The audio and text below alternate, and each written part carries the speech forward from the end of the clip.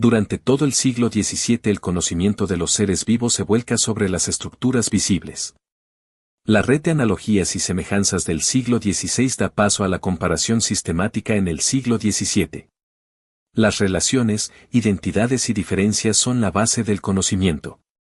Si los objetos participan de una misma naturaleza, entonces la comparación se realiza fácilmente.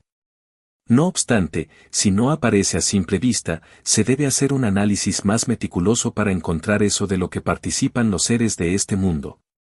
Para este fin, se debe prescindir de cualquier otro sentido que no sea la vista. Los demás sentidos pueden dar información menos fiable que la vista. La mirada tiene un lugar privilegiado para el conocimiento de los seres vivos en el siglo XVII. Quizás no ha habido mayor esfuerzo en la historia del pensamiento que deshacerse de los viejos tópicos acerca de los seres vivos que se cargaban desde hace siglos y que llegaban a fatigar la imaginación, en palabras de Tournefort. Tomó demasiado tiempo para hacer que el conocimiento se basara únicamente en lo que se puede ver con los ojos. A partir de ahí, se rechaza todo lo que parece confuso, todo lazo invisible, toda analogía dudosa, todo esfuerzo que no traiga más que confusión al arte de la mirada y que no sea evidente para todos, en palabras de Linneo. Es esto lo que da fundamento a la historia natural, que tiene por objeto las estructuras visibles y como tarea su clasificación. La historia natural exige observar y describir a los objetos de estudio, rechazando todo aquello que no se puede captar con la ayuda de una lupa. Se trata de una operación de reducción del ente en términos de formas, tamaños, colores y movimientos. Se debe evitar entrar en detalles y dar descripciones desmesuradas. Lo que interesa son las notas singulares, lo esencial de estos objetos. Se busca la precisión y no abundar en lo que con poco basta, como dice Linneo. Un naturalista debe saber observar sin tener una imagen a priori del objeto de estudio. Se debe observar solo lo importante. No basta con observar al animal o planta en conjunto. El objeto se debe someter a las exigencias del análisis, es decir, a una descomposición del conjunto. El análisis exige una descripción de las partes para captar lo esencial. Las plantas se prestan mejor a las exigencias del análisis, puesto que los animales nunca están inmutables, todo el tiempo están en movimiento y mutan sus formas constantemente. Al ser inmóvil, la planta muestra en su totalidad todo el conjunto de sus dibujos y líneas, sus formas se muestran a la vista. Los animales, por su parte, todavía esconden demasiado. Debajo del pelo, las plumas y el caparazón está la maquinaria de las entrañas, las cuales aún guardan un aire de misterio infranqueable para el siglo XVII. Como bien menciona Tournefort, se comprende mejor una máquina y las piezas que la componen si se conoce las funciones a las que cada pieza está destinada.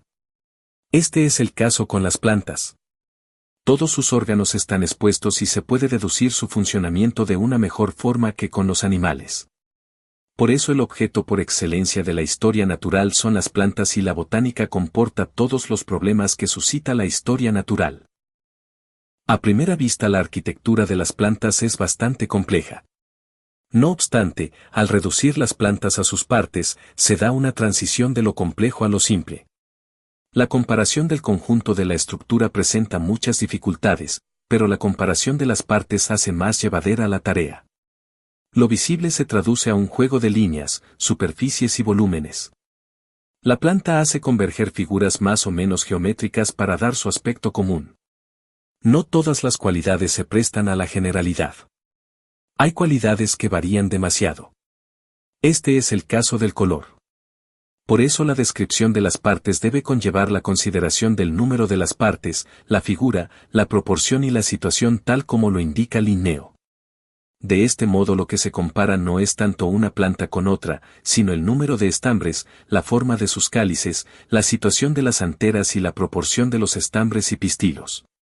Entonces se concibe a la planta como una reunión de elementos en número y proporción determinadas. Cada elemento puede tener variedades casi infinitas, y estas variedades se pueden reunir con otras variedades de otros elementos, formando así una combinatoria de casi ilimitadas posibilidades. La botánica pone en juego una combinatoria sin límite. Son estas agrupaciones de elementos lo que se trata de ordenar y clasificar. Sin embargo, esta tarea presenta varios obstáculos para su realización. En primer lugar, está la enorme diversidad de los seres vivos del mundo.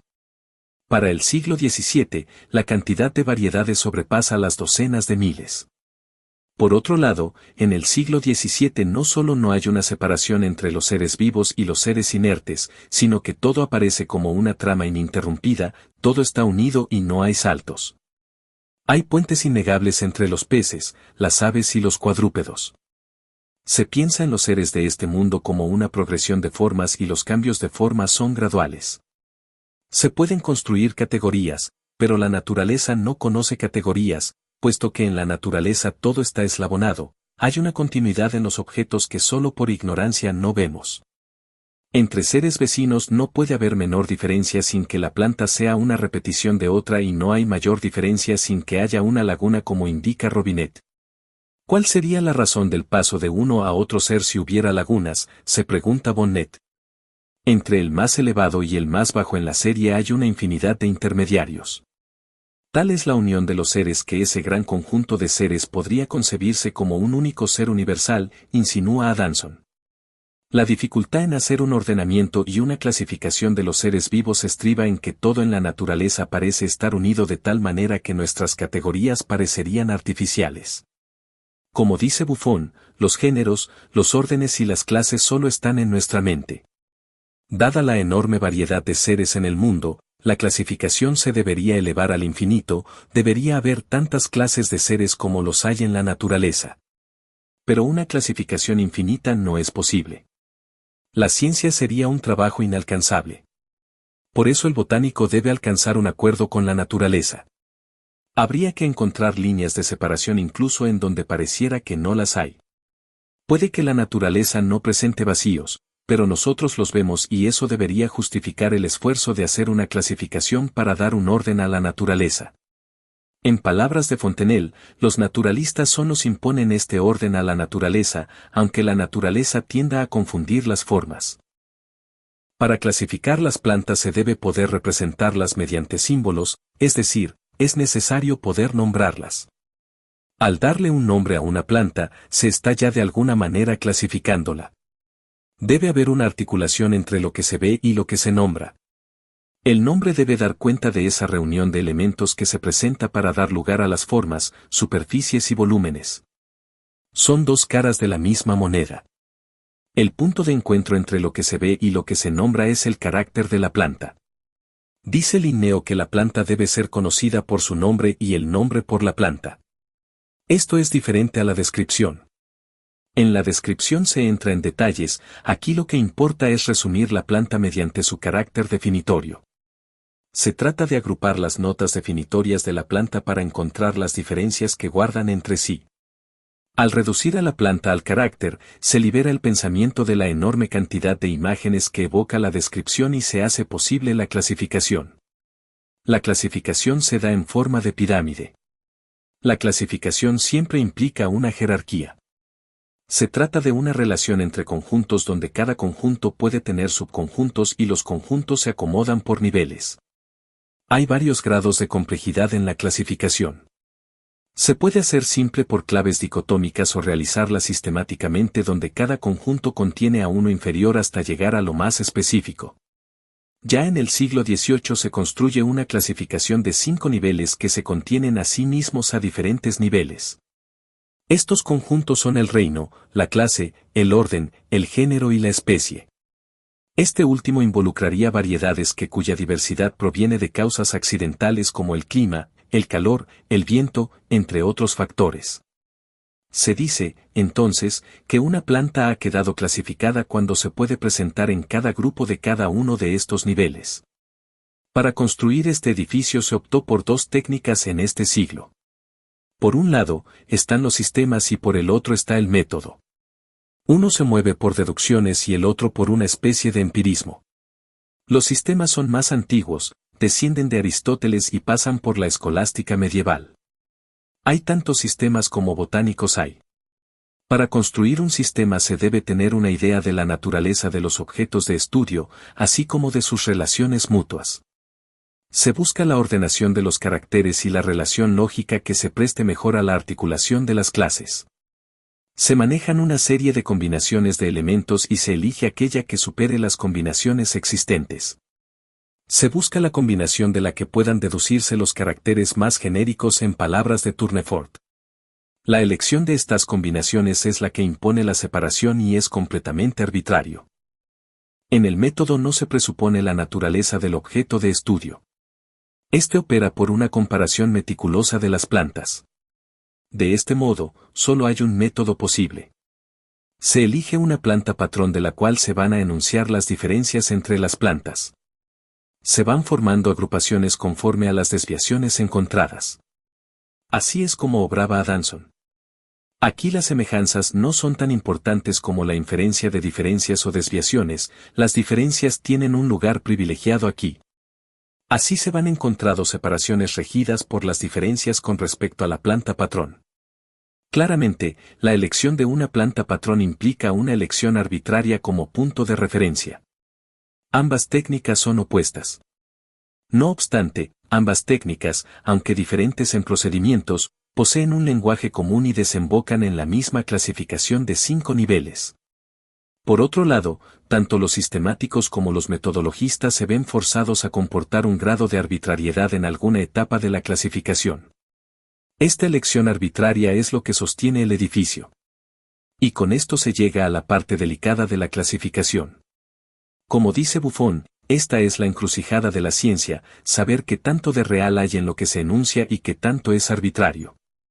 Para ambos bandos, lo fundamental es reducir al mínimo grado el carácter arbitrario de la clasificación. La elección de una clasificación se debe basar en su naturalidad, es decir, que se corresponda con lo que se presenta la naturaleza. Y para ello hay que distinguir lo esencial de lo accidental. Aunque lo que se denomina esencia cambió desde Aristóteles y la escolástica, lo esencial es lo que funda el conocimiento de los grupos y su posible clasificación. Por eso la búsqueda por lo esencial persiste en este siglo. Lo que importa en las comparaciones son las diferencias esenciales y no los accidentes aleatorios. Todo el mundo sabe que la elección del carácter es arbitraria, por eso Linneo indica que hay 3 tipos de caracteres, a saber, artificial, esencial o natural. Lo que se debe elegir es el carácter esencial, es decir, aquello que no dependa de las circunstancias de implantación, de temperatura, luz, viento, entre otros factores ambientales. Lo esencial sería algo impuesto por la naturaleza, algo que no varía con la circunstancia y se resguarda del exterior. Esto le da un carácter objetivo a la clasificación. Y eso que viene dado por la naturaleza no puede ser otra cosa que la permanencia de las formas a través de las generaciones como indica Linneo. Para que no haya una elección arbitraria, se debe recurrir a un criterio externo que no se base más que en la naturaleza, es decir, en un fenómeno que se da con regularidad. En este esfuerzo por encontrar este criterio, se recurre a la generación para este fin. La clasificación no se debe basar únicamente en la estructura visible de los seres vivos, sino en la permanencia de esta estructura en el tiempo. Es así como nace el concepto de especie a finales del siglo XVII. Este concepto nace de la dificultad que implica para el naturalista la clasificación de los seres vivos. Es un intento por darle una base sólida y fundamentada en la naturaleza a las clasificaciones. La transmisión de la estructura de los animales y plantas en el tiempo es un fenómeno que se repite sin cesar y es la expresión de una ley natural.